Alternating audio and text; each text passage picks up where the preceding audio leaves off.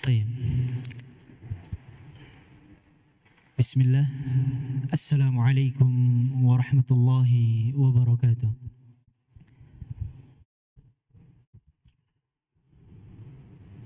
Innal hamdalillah hamdan katsiran tayyiban mubarakan fih kama yuhibbu rabbuna wa yarda.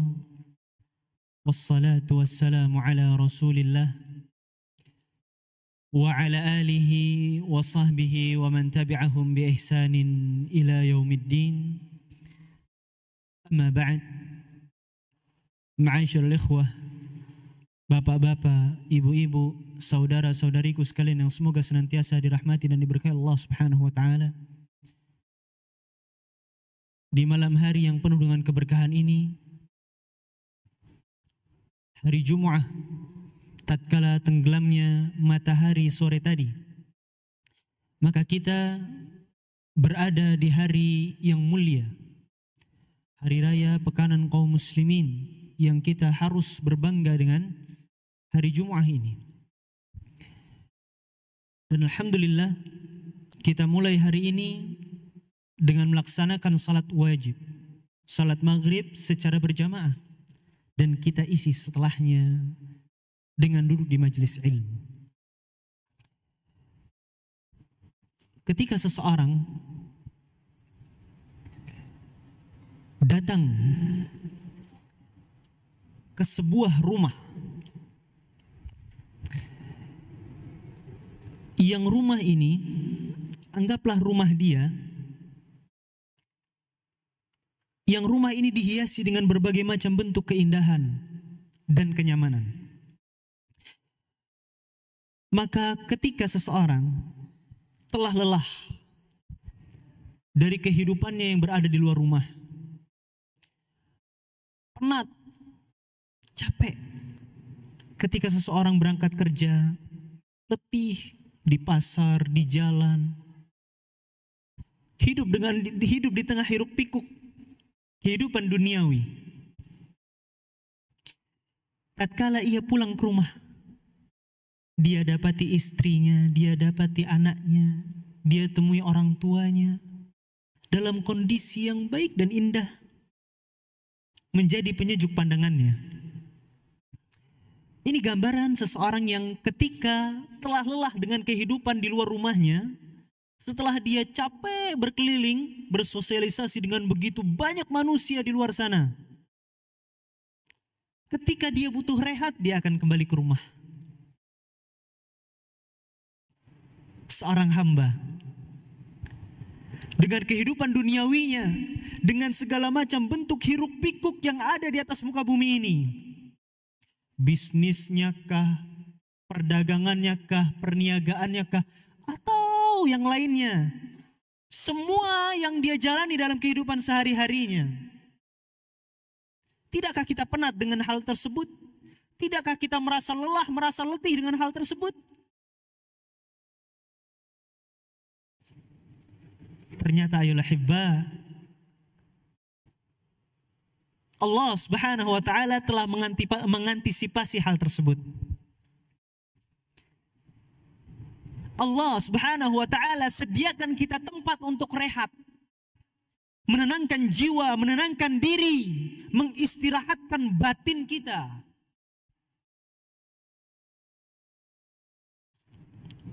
Allah siapkan rumah yang Allah sebut sebagai rumah Allah,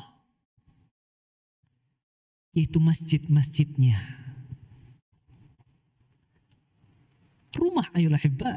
Bukankah Allah sebut, wa man ijtama'a qaumun fi baitin min buyutillah, tidaklah suatu kaum berkumpul pada suatu rumah di antara rumah-rumah Allah. Dan para ulama bersepakat bahwa yang dimaksud dengan rumah Allah adalah masjid. Sehingga beda orang yang duduk di majelis, nuntut ilmu di masjid, baca Quran di masjid, beda keutamaannya.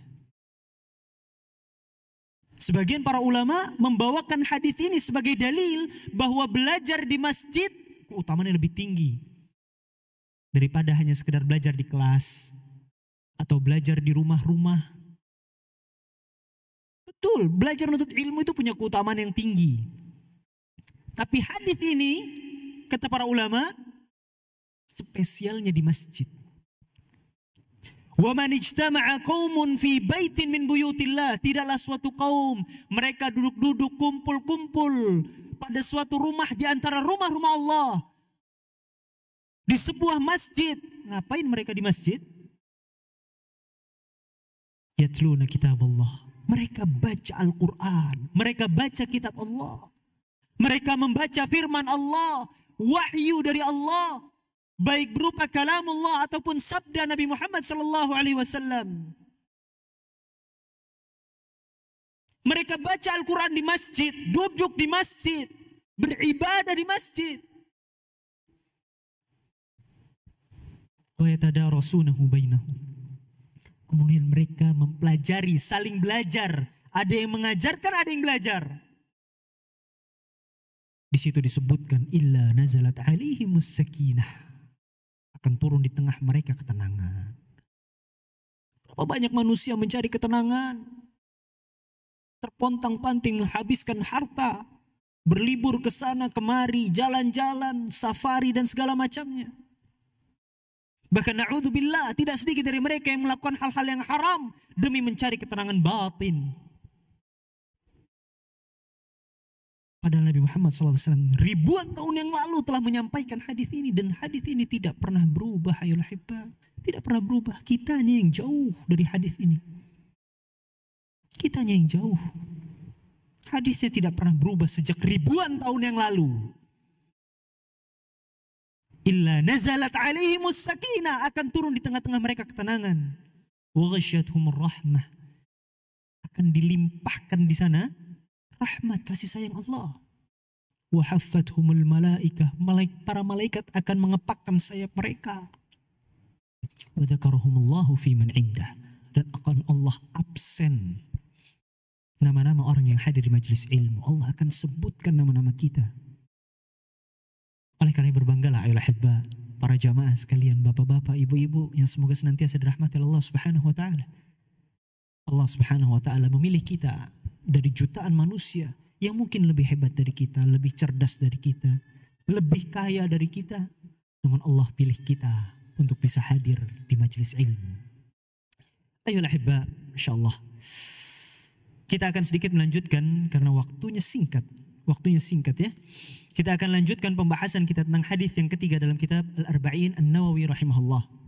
Sebuah hadis yang datang dari ayahandanya Abdurrahman. Ayahandanya Abdurrahman. Siapa ayahandanya Abdurrahman? Dia adalah si Abdullah. Siapa Abdullah? Abdullah ini adalah putranya Umar bin Al-Khattab radhiyallahu anhuma. Beliau mengatakan ayolah hibba, bahwa beliau mendengar Nabi Muhammad SAW bersabda, Bunyal Islamu ala khamsin. Agama Islam ini dibangun di atas 5 pondasi. 5 pondasi pokok. Yang pertama apa? Syahadatu an la ilaha illallah wa anna Muhammadar Rasulullah. 2 kalimat syahadat. Ini yang pertama. Pondasi inti dari agama Islam. Kemudian wa iqamis salah. Pondasi yang kedua adalah mendirikan salat. Wa ita'iz zakah, menunaikan zakat. Wa hajjil bait, haji ke Baitullah, ke Ka'bah. Wa shaumi Ramadan, dan puasa di bulan Ramadan. Hadis ini diriwayatkan oleh Imam Bukhari dan Imam Muslim. Ayolah hibba, pada pertemuan sebelumnya kita telah bahas tentang pondasi yang pertama, yakni 2 kalimat syahadat. Itu pun belum selesai kita bahas kemarin. Oleh karenanya kita lanjutkan bagaimana sebelumnya telah kita sebutkan tentang makna dari kalimat tauhid. Yang pertama, bagian yang pertama adalah la ilaha illallah. Maknanya adalah la ma'buda bihaqqin illallah. Tidak ada sesembahan yang berhak disembah melainkan hanya Allah. Maka ayolah hibba, dari makna kalimat tersebut, maka kalimat la ilaha illallah ini mempunyai 2 unsur pokok. Kalimat la ilaha illallah itu punya 2 unsur pokok. Apa saja itu? Yang pertama ayolah hibba, dari unsur la ilaha illallah adalah an-nafyu. An-nafyu. Apa itu an-nafyu? An-nafyu ini adalah peniadaan. Peniadaan. La ilaha. Tidak ada sesembahan yang berhak disembah. Sama sekali. Tidak ada sesembahan yang berhak disembah. Ini penafian seluruh peribadatan. Penafian seluruh sesembahan. Gak ada yang berhak disembah di atas muka bumi ini ataupun di alam semesta. Gak ada yang berhak disembah. Ini potongan pertama. Unsur pertama yang sangat amat penting dalam kalimat tauhid. Karena kalau gak ada unsur ini rusak. Gak ada unsur ini rusak. Maka muncullah di situ perbuatan syirik. Muncullah di situ perbuatan syirik. Karena bisa jadi orang nyembah Allah juga nyembah yang lainnya. Karena kalau nggak ada unsur penafian ini, maka semua manusia bebas menyembah apa saja. Maka datangnya unsur la ilaha, unsur an-nafyu adalah meniadakan seluruh sesembahan, seluruh peribadatan. Nggak ada. Di alam semesta nggak ada peribadatan, nggak ada yang pantas untuk disembah. Ini unsur yang pertama, dan ini sangat penting. Tapi ingat, unsur yang pertama ini nggak bisa dipotong begitu saja. Karena dua unsur kalimat tauhid saling berikatan dan saling bersatu padu, tidak bisa dipisah. Oleh karenanya kita butuh unsur yang kedua. Unsur yang kedua adalah al-itsbat. Al-itsbat. Apa itu al-itsbat? Penetapan. Kalau tadi peniadaan an-nafyu, yang kedua adalah al-itsbat, penetapan. Bunyinya illallah. Kecuali hanya Allah. Kecuali hanya Allah. Oleh karenanya ya Allah hibba, dua kalimat ini penting. Kalau kalimat dua unsur ini penting, kalau unsur yang pertama hilang, maka manusia akan bebas menyembah apa saja. Oleh karenanya ditiadakan, tidak ada sesembahan yang berhak disembah. Gak ada itu peribadatan, gak ada itu persembahan, gak ada itu tunduk dan patuh. Tidak ada sama sekali. Ditiadakan dulu. Karena kalau tidak ada penafian ini, maka manusia bebas menyembah apa saja. Kemudian muncullah unsur yang kedua, illallah, penetapan. Bahwa ternyata setelah ditiadakan seluruhnya, muncullah pengecualian, kecuali hanya Allah. Ini penetapan. Kalau unsur yang kedua hilang, maka muncullah kekufuran. Akhirnya apa? Ateisme. Sehingga nggak percaya Tuhan. Tidak ada peribadatan. Sehingga dua unsur ini penting untuk kita jaga. Ini ayolah hebat, dua unsur penting dalam kalimat la ilaha illallah. Al-itsbat, an-nafyu wal-itsbat. Yang pertama adalah peniadaan, ditiadakan dulu semuanya. Kemudian ditetapkan tidak ada sesembahan yang berhak disembah kecuali hanya Allah. Ini dua unsur penting yang perlu dijaga ayolah hebat. Kedua aspek ini adalah hakikat yang senantiasa dijaga oleh para nabi yang Allah utus kepada manusia. Karena kita tahu bahwa seluruh nabi itu yang Allah utus dakwahnya sama. Menyeru kepada tauhid. Oleh karenanya ya Allah hibba, kalau ada orang yang gak paham atau gak mau belajar tentang masalah ini, maka ini bahaya. Sebagaimana kita telah sebutkan pada pertemuan sebelumnya. Ketika sebagian manusia yang mengaku bahwa dirinya adalah Islam, namun na'udzubillah, Islam mereka adalah Islam yang liberal. Sehingga mereka punya statement menafsirkan makna la ilaha illallah ini dengan kata tidak ada Tuhan selain Tuhan. Apa maksudnya tidak ada Tuhan selain Tuhan? Kata mereka, semuanya sama. Cuman tujuannya satu. Semua yang disembah sama berbagai macam berbagai macam agama itu sama Tuhannya katanya. Maksudnya satu, cuman beda bentuknya aja. Ini kata mereka, tidak ada Tuhan selain Tuhan. Yang membedakan apa? Penulisannya. T yang pertama, Tuhan yang pertama T-nya kecil, Tuhan yang kedua T-nya besar. Maka ini pemahaman yang sesat. Na'udzubillah. Semoga Allah Subhanahu wa taala memberikan ganjaran balasan terhadap orang-orang yang mengatakan ini dan orang-orang yang memahami pemahaman seperti ini dengan ganjaran yang setimpal. Nabi Ibrahim alaihissalam ayuhal ahibba betul-betul memperhatikan akan hal ini.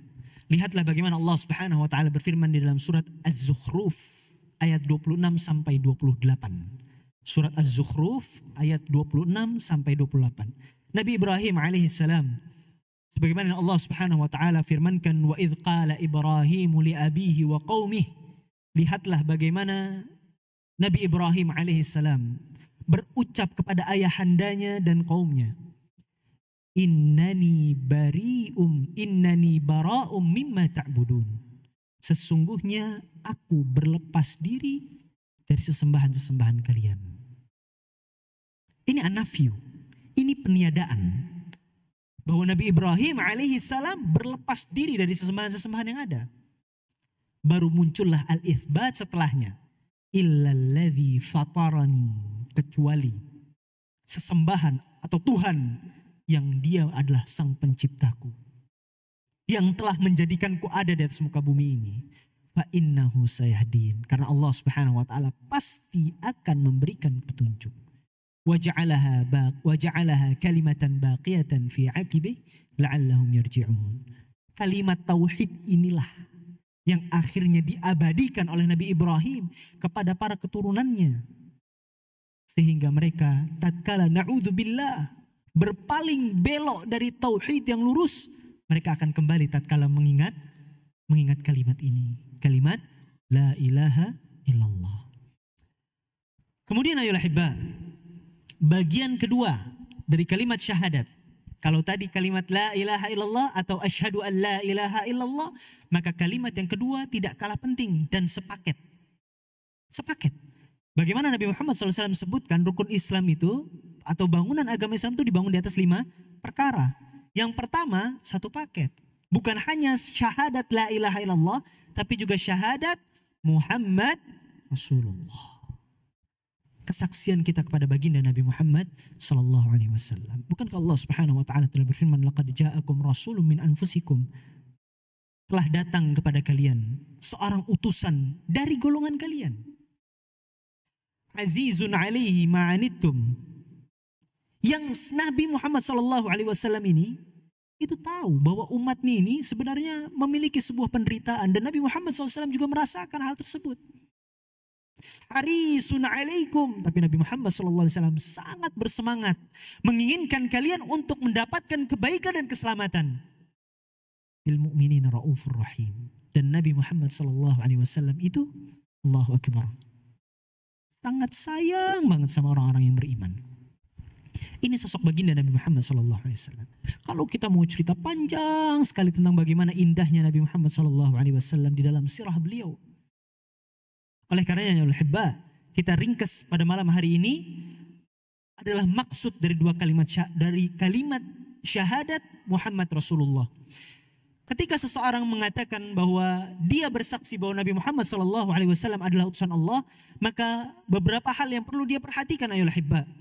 Yang pertama, ketika hal-hal atau makna dari syahadat Muhammad Rasulullah ini adalah harus yakin bahwa Nabi Muhammad SAW itu menerima wahyu dari Allah Subhanahu wa taala.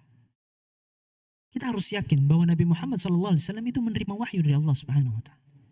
Karena na'udzubillah, sebagian manusia ada yang mengatakan bahwa apa yang dibawa oleh Nabi Muhammad SAW ini itu bukan wahyu. Mereka mengatakan bahwa apa yang dibawa oleh baginda Nabi Muhammad SAW adalah sebuah konsep. Al-Quran itu konsep kata mereka. Hadis itu konsep kata mereka. Sebuah konsep yang dijalankan oleh para sahabat Nabi Muhammad SAW.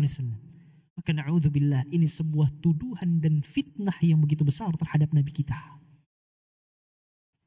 Al-Quran bukanlah konsep yang dikonsep oleh Nabi Muhammad SAW. Hadis bukanlah konsep yang dikonsepkan oleh Nabi Muhammad SAW. Wa ma yantiqu 'anil hawa in huwa illa wahyu yuha. Yang dikatakan oleh Muhammad SAW bukanlah hawa nafsu, melainkan itu adalah wahyu yang Allah wahyukan terhadap dirinya. Maka seorang ketika dia bersaksi bahwa Nabi Muhammad SAW adalah utusan Allah, yang pertama kali yang perlu dia perhatikan adalah Nabi Muhammad SAW adalah seorang Nabi yang betul menerima wahyu dari Allah. Yang kedua, ayolah hibba, yang perlu diperhatikan adalah bahwa Nabi Muhammad SAW diutus untuk menyampaikan wahyu tersebut. Nabi Muhammad SAW diutus untuk menyampaikan wahyu tersebut ke seluruh alam semesta. Karena sebagian manusia beranggapan bahwa Nabi Muhammad SAW diutus hanya untuk orang-orang Arab. Dan keyakinan ini masih ada loh sampai hari ini. Yang mereka yakinnya bahwa Nabi Muhammad SAW itu hanya untuk orang-orang Arab. Sehingga mereka ragu dengan kenabian Nabi Muhammad SAW yang Allah utus untuk alam semesta rahmatan lil alamin. Kemudian yang ketiga, ayol hibba, yang perlu kita yakini tatkala kita bersaksi bahwa Nabi Muhammad SAW adalah utusan Allah, kita harus yakin bahwa Nabi Muhammad SAW adalah Nabi dan Rasul yang terakhir, penutup para Nabi, khataman nabiyyin, penutupnya para Nabi, bukan cincin kenabian maksudnya. Oleh karenanya kalau ada orang yang mengaku bahwa dirinya seorang Nabi, atau sekelompok orang mengaku bahwa di antara mereka mengaku telah mendapatkan wahyu,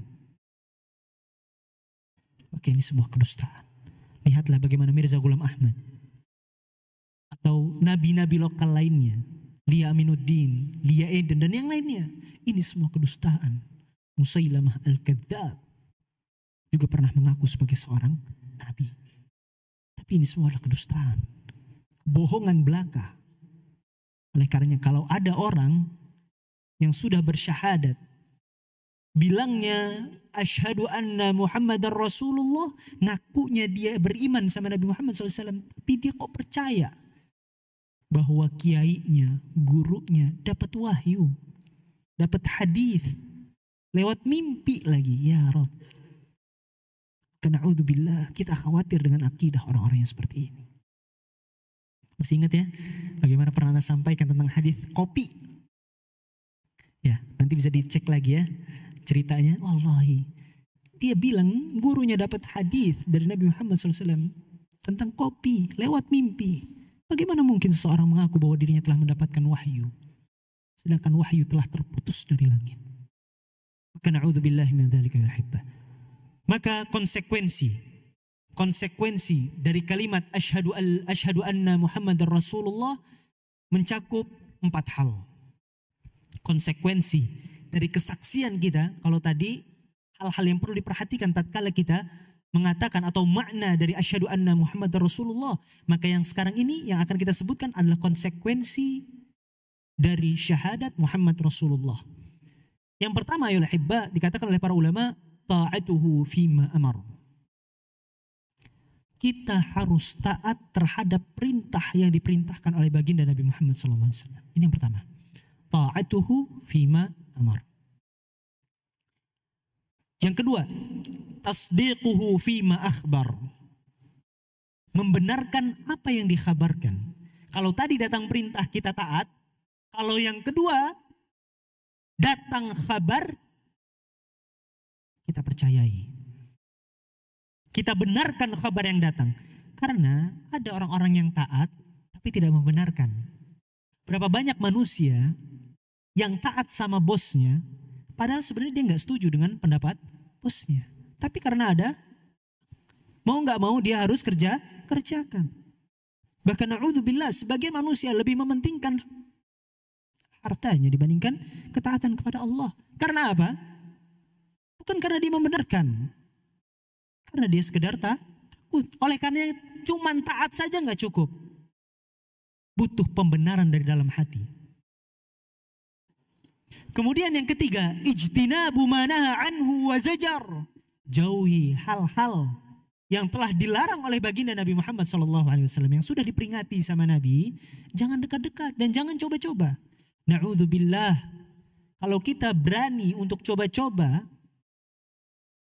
kita khawatir Allah Subhanahu wa taala akan palingkan kita sejauh-jauhnya. Falamma zaghu azaghallahu qulubahum. Mereka coba-coba berpaling dari Allah, maka Allah palingkan mereka sejauh-jauhnya. Yang ini yang kita khawatirkan ayuhal ahibba. Kalau sudah ada peringatan dari baginda Nabi Muhammad SAW, jauhkan. Jangan berani dekat-dekat, apalagi coba-coba. Dan yang terakhir, yang keempat, alla yu'badullahu illa bima syara'. Jangan nyembah Allah kecuali telah sesuai dengan apa yang diajarkan oleh baginda Nabi Muhammad SAW. Jangan nyembah Allah kecuali telah sesuai dengan apa yang diajarkan oleh baginda Nabi Muhammad SAW. Ini konsekuensi dari syahadat anna Muhammadan Rasulullah. Para ulama sepakat ayol ahibba bahwa ini pondasi pertama, dua kalimat syahadat ini di dalam agama Islam adalah pokok.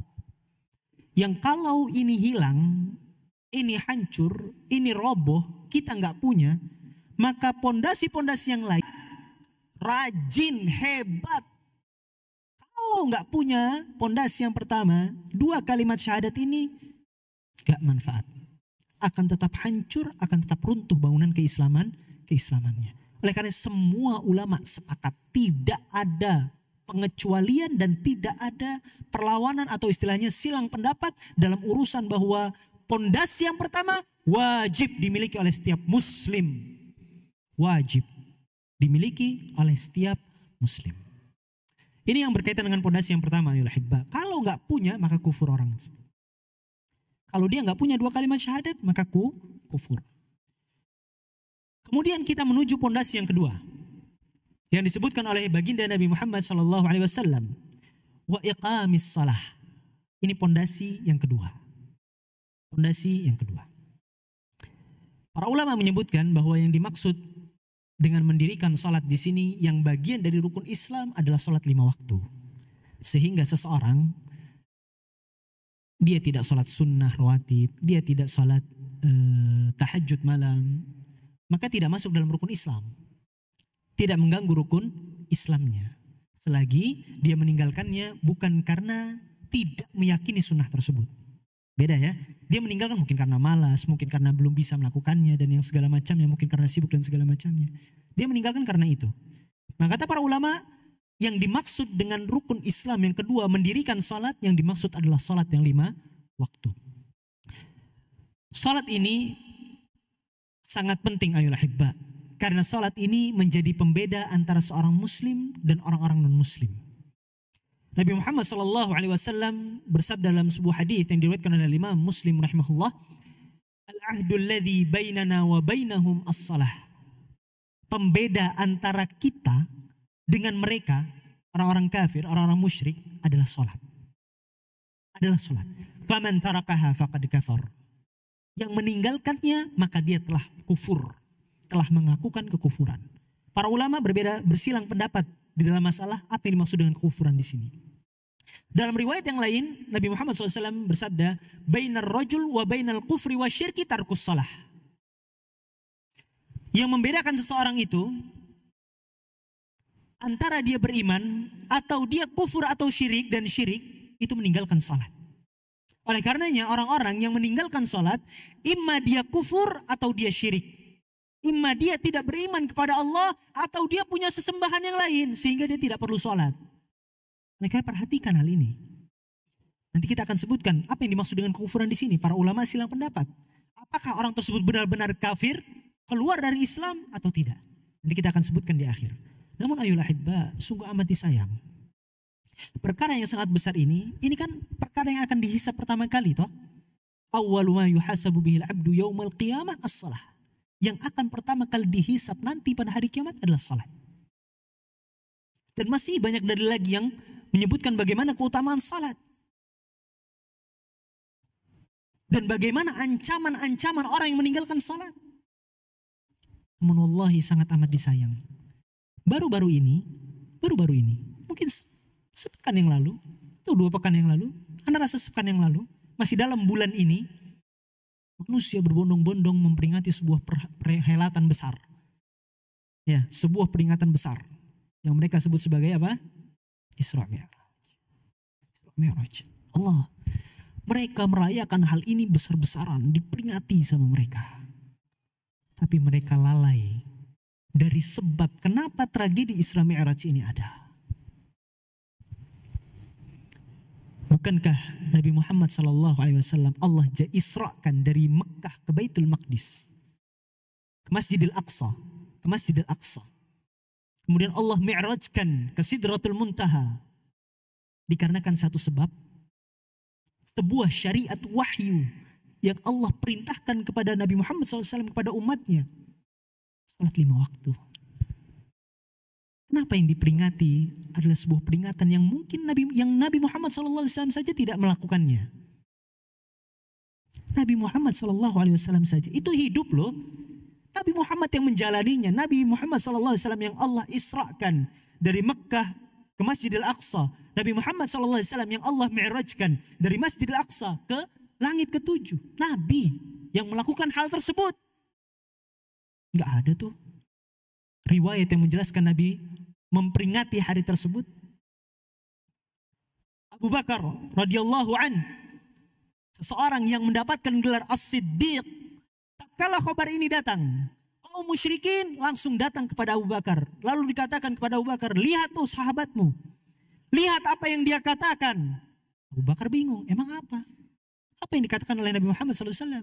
Maka diceritakan bahwa Nabi Muhammad SAW bercerita tentang ia diisrakan dan dimi'rajkan dalam waktu 1 malam. Lihat apa yang dilakukan oleh Abu Bakar. Abu Bakar langsung beriman. Langsung mengatakan, oh kalau memang dia yang ngomong seperti itu benar. Orang musyrik bilang, kok bisa kamu sebegitu mudahnya membenarkan? Maka Abu Bakar mengatakan, kalaulah ada berita yang lebih dahsyat dari ini, kalau dari Muhammad, aku akan percaya. Allahu Akbar. Itulah akhirnya Abu Bakar mendapatkan gelar As-Siddiq. Tapi gak ada cerita Abu Bakar menjalankan peringatan Isra Mi'raj. Apalagi Isra Mi'raj ini, na'udzubillah, para ulama itu berselisih loh kapan terjadinya. Minimalnya ada 6 pendapat, 6 waktu yang berbeda-beda. Kenapa kaum muslimin begitu tergugah semangatnya untuk memperingati sesuatu yang mungkin masih dipersisi oleh para ulama waktunya? Kenapa mereka gak sibuk dan fokus merayakan syariat yang diturunkan tatkala Isra Mi'raj ini? Syariat salat 5 waktu. Yang 5 waktu ini 5 salawat bi ajri 50. 5 waktu nilainya 50 waktu. Lihatlah bagaimana Nabi Muhammad SAW itu, kalau kita lihat cerita tentang Isra Mi'raj, sudah berusaha semaksimal mungkin. Pertama kali Nabi Muhammad menerima wahyu untuk salat itu 50 waktu. Turun, ketemu Nabi Musa, kata Nabi Musa, gak mungkin umatmu mampu. Naik lagi Nabi, dikurangi, turun lagi sekian. Kata Nabi Musa, gak mungkin, naik lagi. Nabi bolak-balik. Untuk siapa? Untuk kita. Biar umatnya mendirikan salat 5 waktu, tidak meninggalkan salat 5 waktu. Tapi umatnya malah lalai. Allah sendiri yang katakan, ini salat 5 waktu, nilainya 50 waktu. Sudah Allah permudah dan Nabi berusaha mempermudah menghadap Allah. Bola balik. Sampai malu Nabi. Buat apa? Buat kita. Biar kita gak ninggalkan sholat. Karena sholat ini berat. Meninggalkan sholat ini dahsyat hukumannya. Kenapa manusia gak berbondong-bondong, berusaha saling mengingatkan, Masya Allah, merayakan dengan semaraknya setiap sholat 5 waktu. Sedangkan sebab adanya Isra Mi'raj adalah syariat sholat ini. Sedihnya lagi ayolah hibba, bayangkan.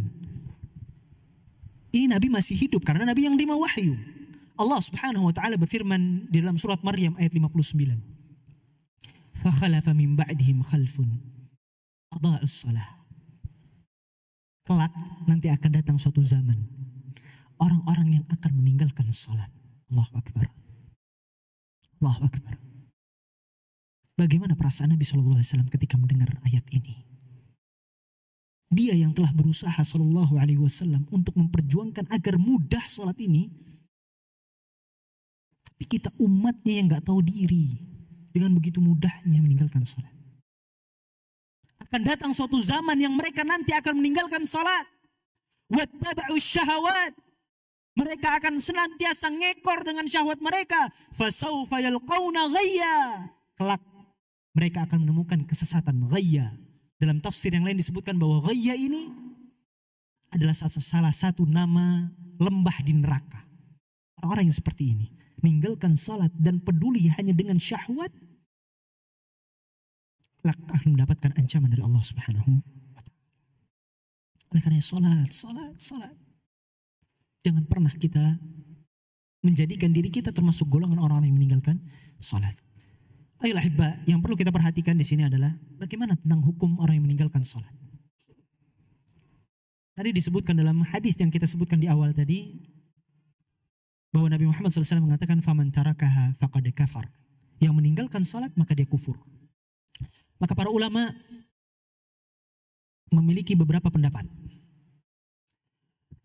Pendapat pertama,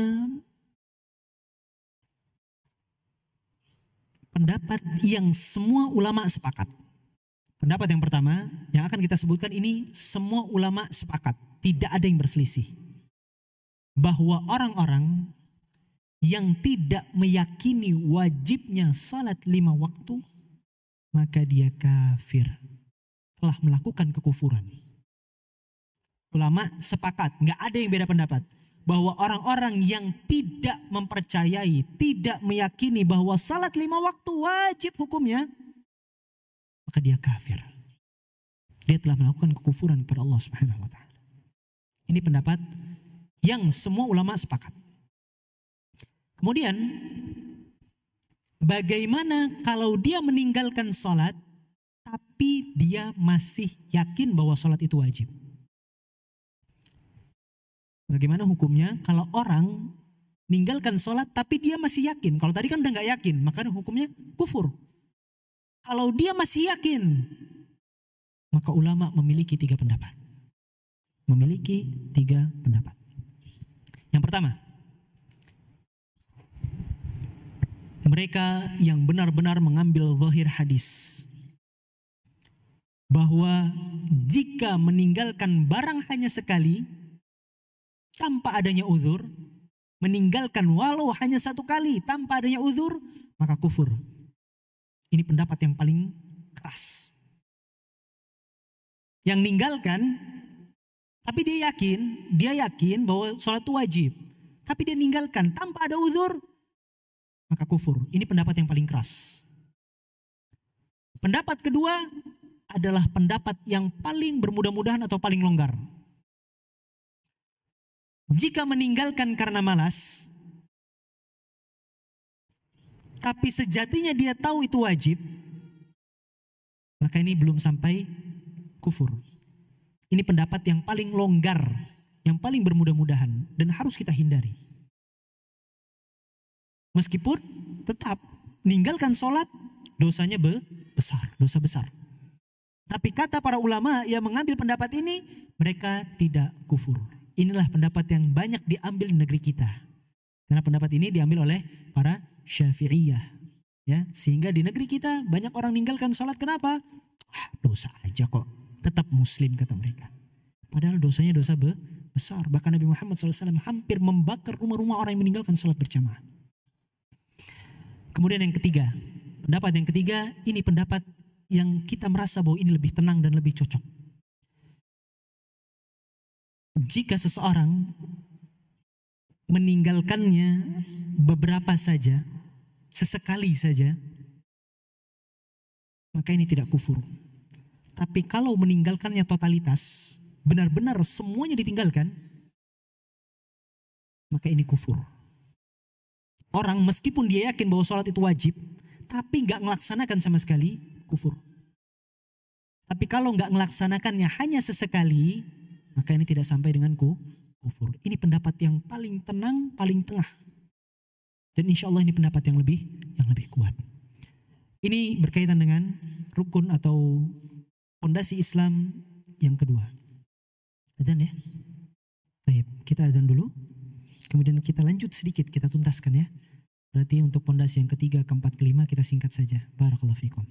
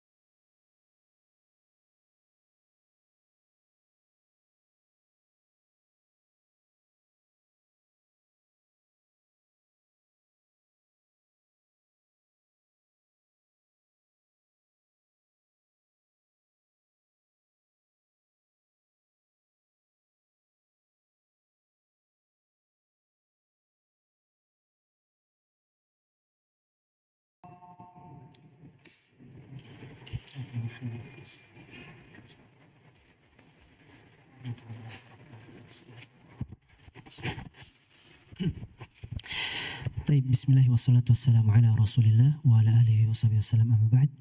Baik, pondasi yang ketiga adalah zakat wa ita'iz zakah.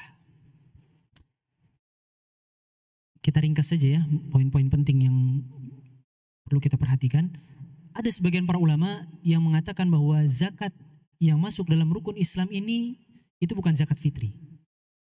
Zakat yang masuk dalam rukun Islam ini bukan zakat fitri. Sebagian para ulama mengatakan seperti itu. Namun sebagian lagi, dan ini pendapat yang insya Allah lebih nyaman di hati, bahwa zakat yang masuk dalam rukun Islam ini adalah zakat-zakat yang wajib. Semua zakat-zakat yang wajib. Ini masuk dalam rukun Islam. Apa saja zakat-zakat yang wajib? Yang pertama, zakat fitri. Ini wajib ketika memenuhi syarat ya. Ketika memang dia memiliki kelebihan makanan pada hari raya, maka dia wajib berzakat. Ini masuk dalam rukun Islam. Kemudian juga zakat mal, zakat harta. Ya, ini diperhatikan. Kemudian zakat emas dan perak. Ini juga perlu diperhatikan. Zakat binatang ternak. Ini perlu diperhatikan.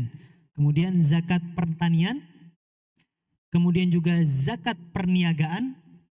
Dan yang terakhir zakat harta karun. Tatkala seseorang menemukan harta karun, yang itu bukan harta dia, tapi itu temuan harta karun, misalnya tertimbun dalam tanah atau di dalam lautan gitu ya, maka dia ada zakatnya. Dan hitungannya kalau tidak salah itu 1/5 dari apa yang ditemukan. Dan insya Allah rinciannya berkaitan dengan zakat ini akan dibahas dalam masalah fikih. Alhamdulillah, berkaitan dengan zakat ini, Allah Subhanahu wa taala mengancam orang-orang yang pelit untuk mengeluarkan zakat.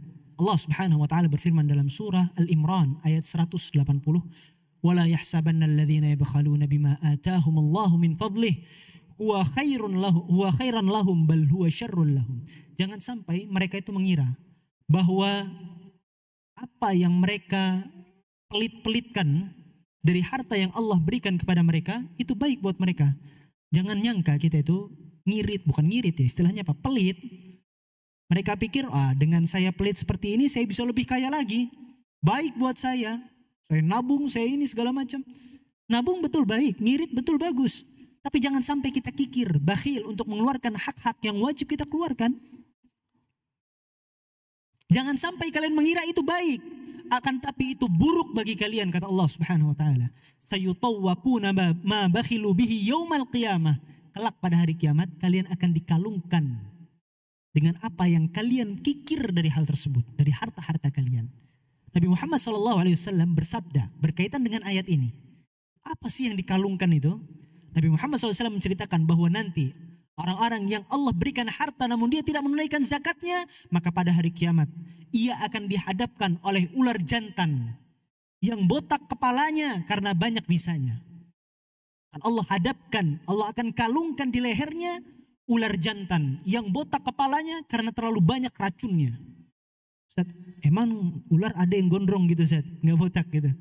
Allahu a'lam. Ini hadis sahih riwayat Al-Imam Bukhari.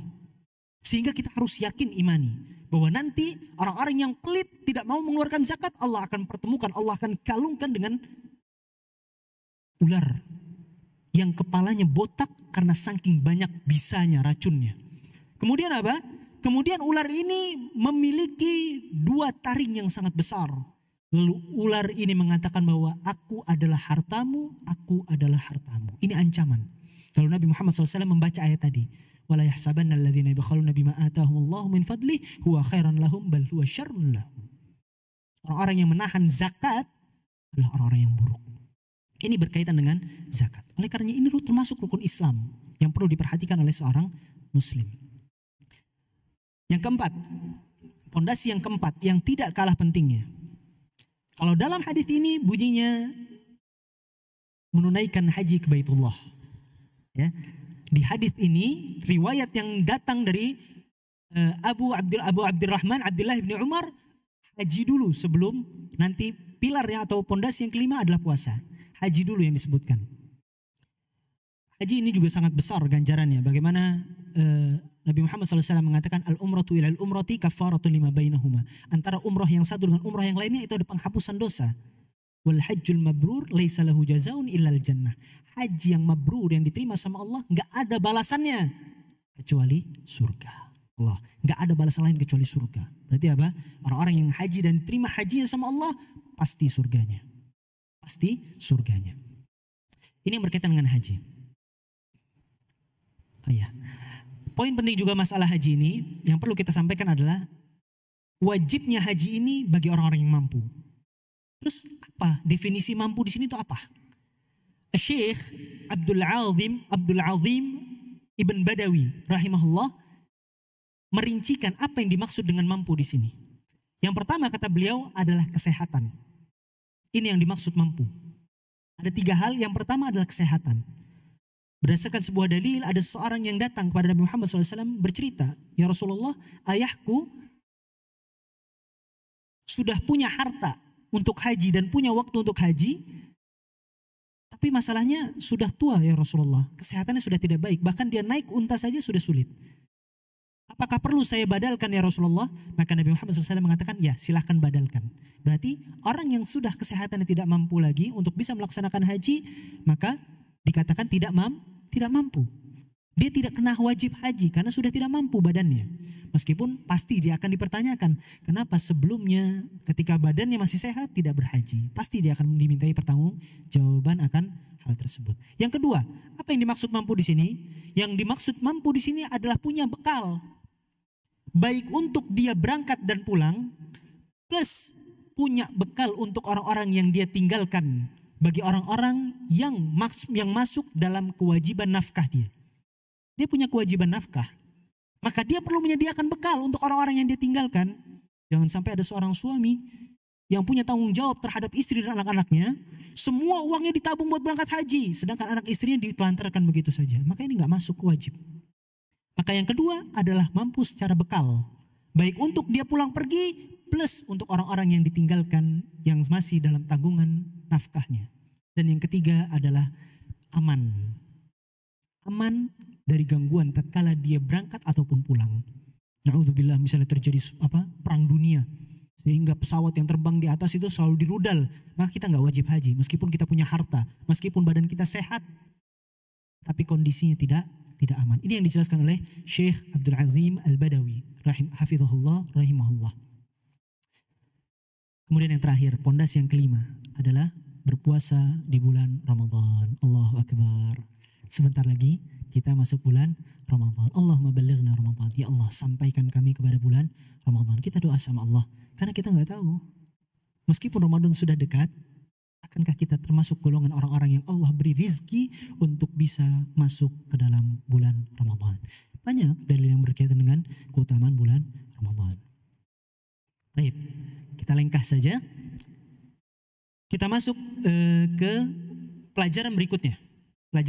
Kalau tadi kita bahas tentang pilar-pilar atau pondasi-pondasi yang disebutkan, maka ini pelajaran berikutnya. Penetapan rukun Islam yang 5 ini sifatnya tauqifi, ditetapkan langsung sama Nabi. Ya, ditetapkan langsung sama Nabi. Sehingga tidak bisa dirubah atau dikiaskan. Nggak bisa dirubah atau dikiaskan. Ingat, rukun Islam itu 5. Apa saja? Syahadat, salat, puasa, zakat, puasa, haji. Atau haji, puasa. 5. Ini tauqifi, datang dari Rasulullah langsung. Tidak bisa dirubah atau dikiaskan. Meskipun amal yang mau dimasukkan ke dalam rukun Islam adalah amalan yang sangat besar dan sangat agung. Contoh, jihad. Ini nggak main-main. Korban harta, korban jiwa. Berperang di jalan Allah, masuk rukun Islam? Enggak. Enggak masuk rukun Islam. Nuntut ilmu, Allahu Akbar. Perkara yang dahsyat, masuk rukun Islam? Enggak. Sehingga enggak boleh mengotak-ngatik rukun Islam. Na'udzubillah. Orang-orang Syiah ya, na'udzubillah. Mereka mengotak-ngatik ini. Di antara rukun iman mereka juga beda. Dan segala macam. Banyak yang dikatakan. Dan banyak manusia yang mencoba untuk mengotak-ngatik ini. Dakwah ini perkara yang besar. Sama seperti jihad. Masuk dalam rukun Islam? Tidak. Sehingga penetapan rukun Islam tauqifi, nggak bisa dirubah. Kemudian pelajaran yang berikutnya dalam hadis ini adalah penyebutan haji yang lebih dahulu sebelum puasa. Maka Imam Nawawi rahimahullah menjelaskan kenapa kok bisa disebutkan haji dulu sebelum puasa. Maka supaya biar nggak salah paham gitu ya. Ini kok hadis sebelumnya puasa dulu baru haji. Kenapa sekarang haji dulu baru puasa? Maka Imam Nawawi menyebutkan bahwa hadza min babit tartib fi dzikr. Ini hanya urutannya saja yang berbeda. Tapi dalam masalah hukum tetap puasa lebih dulu dibandingkan haji. Puasa lebih dulu dibandingkan haji. Ini aja hanya masalah urutan. Ini kata Al-Imam Nawawi. Namun kata Al-Imam Ibnu Daqiq rahimahullah, beliau mengatakan ini keraguan dari Sirawi. Sirawi lupa nih, duluan haji dulu apa puasa dulu. Ini penjelasannya, keterangannya. Biar kita nggak ragu-ragu karena sudah ada penjelasannya. Kemudian yang terakhir. Kenapa? Bukankah kemarin sebelumnya kita bahas hadis Jibril sudah dijelaskan tentang rukun Islam? Kenapa Imam Nawawi kembali membawakan hadis yang berkaitan dengan rukun Islam?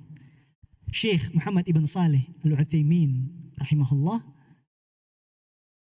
beliau mengatakan di antara faidahnya adalah yang pertama, ingin menekankan bahwa perkara rukun Islam ini dasar. Saya yakin bapak-bapak, ibu-ibu, saudara-saudari di sini pasti tahu tentang rukun Islam ini. Namun ini perlu diperhatikan lebih karena ini landasan agama Islam. Sehingga Imam Nawawi meskipun di hadis kedua kemarin sudah disebutkan tentang rukun Islam, di hadis ketiga ingin penekanan. Ini di satu sisi. Di sisi yang lain kata Syekh Ibnu Utsaimin rahimahullah,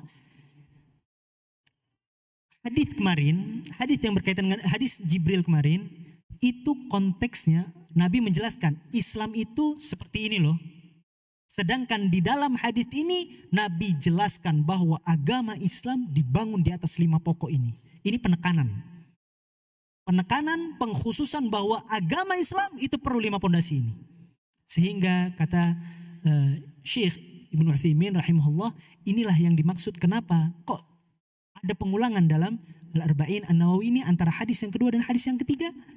Gunanya yang satu untuk penekanan akan pentingnya rukun Islam, dan yang kedua untuk penetapan bahwa kemarin itu bunyinya kan enggak penetapan, hanya sekedar Islam itu adalah syahadat, sholat, zakat, puasa, haji. Itu bagian-bagian dari Islam. Tapi di hadis ini dijelaskan bahwa ternyata 5 bagian itu adalah akar dari agama Islam. Wallahu ta'ala ma yuhibbah. Ini yang bisa kita sampaikan pada malam hari ini.